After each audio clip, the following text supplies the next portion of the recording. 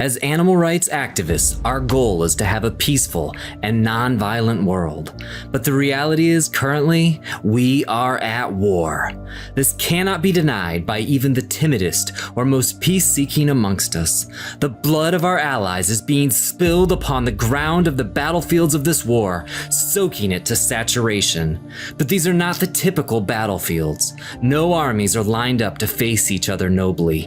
Instead, our allies are unarmed prisoners held captive under unrelenting abusive conditions, and the suffering finally ends after a painful and often merciless execution.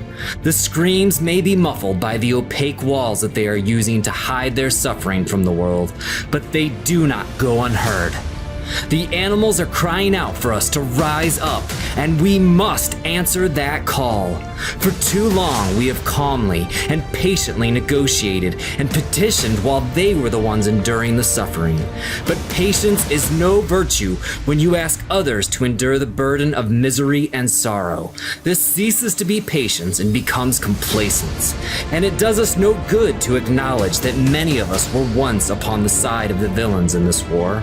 Yes, we are all fallible, but only some of us seek to make reparations for the wrongs that we have done, and we welcome all who wish to join us in righting this great atrocity.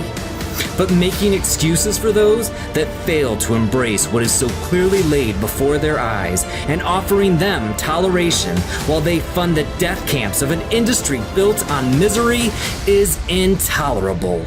Even the strongest voices for nonviolence agree that there comes a time when our inaction becomes cowardice, and that time is upon us now.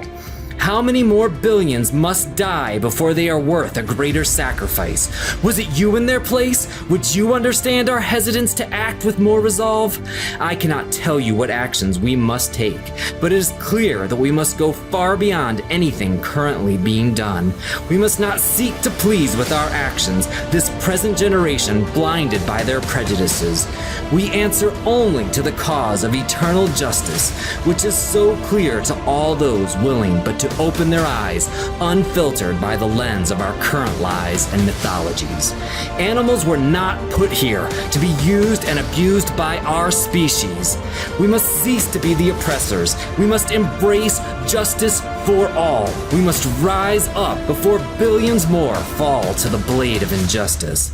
Yes, let us rise up so that we may shut them the fuck down.